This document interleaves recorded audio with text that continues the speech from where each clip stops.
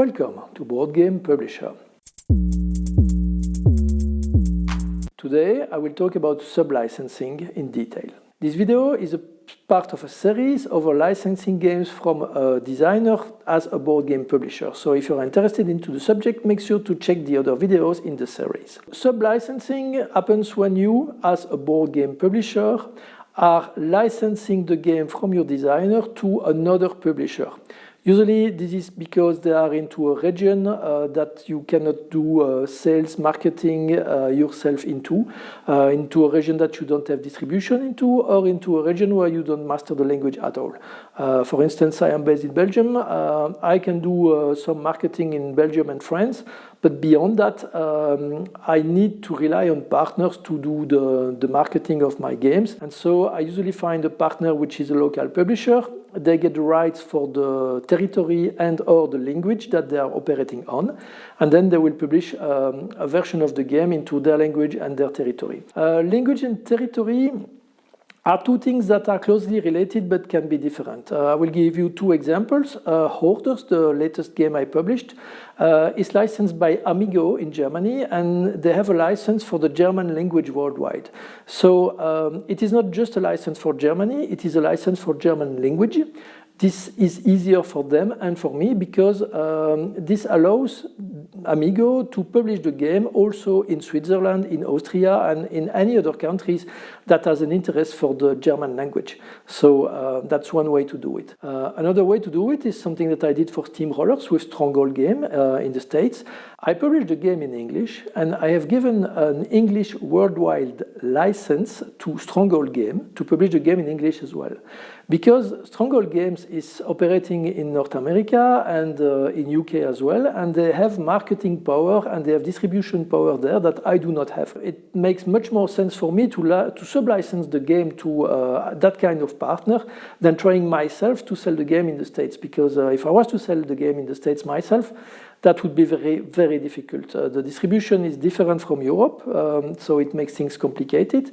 And also the marketing is different, and I am not there, and you need to be there to do efficient marketing. Sub-licensing is a way to alleviate that issue. You rely on a strong partner, and that you can make sure that they have an interest to develop the game and to push it into their region. What do you exactly sub-license when you sub-license a game design? Of course, you sub-license the game design itself.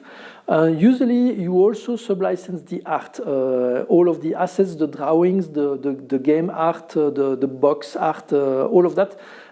It's usually a package that you license together. So you have to be careful when you make a contract with a game designer and when you commission art from artists and you make a contract with the artist as well, that you have the right to do that. If you have the right to sub-license the game design, but you do not have the right to sub-license the art, then the sub-licensing partner will have to contact the artists themselves, or they will have to commission new art. This is very much depending again on the partner and on the game. In some cases, they will tell you, I like what you have done with the game, I like the art, I want the full package, I want to publish it as is in my country. And in other cases, they will tell you the art that you have works well for your country, but it's not something that will work in our country. We have different sensibilities, we have different needs, and so I will need to make different art and to reskin the game, or maybe to reteam the game also. This is pretty much a case-per-case basis. As a publisher, what is important here is that you must make sure that you have provisions into your contract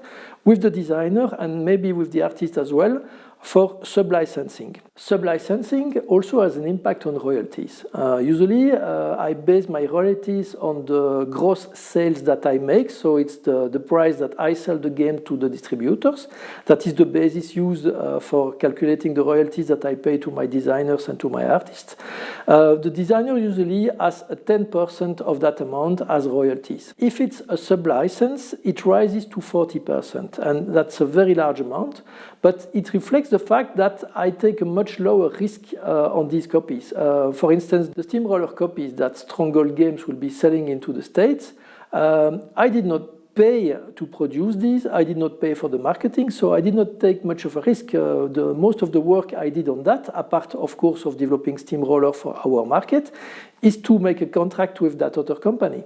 And so to reflect that, the share that the designer receives on the money that comes back is higher. So this is why the percentage that the author gets on sub-licensing is much higher than the percentage that they get on first sales, on the sales that I do myself on my own territory. Again, these are the numbers that I use for my company. Other companies will have other numbers, usually much lower than mine, because I am quite generous into that amount. But it's really something that you have to discuss with your designer and to make sure that you agree upon into the original contract for royalties. Did you think this was interesting? Hit the like button. If you did not think this interesting, hit the dislike button and leave a comment so that I know exactly where I failed you and how I can improve of that. If you want to make sure to see all of these videos, hit the notification bell and subscribe. Thank you.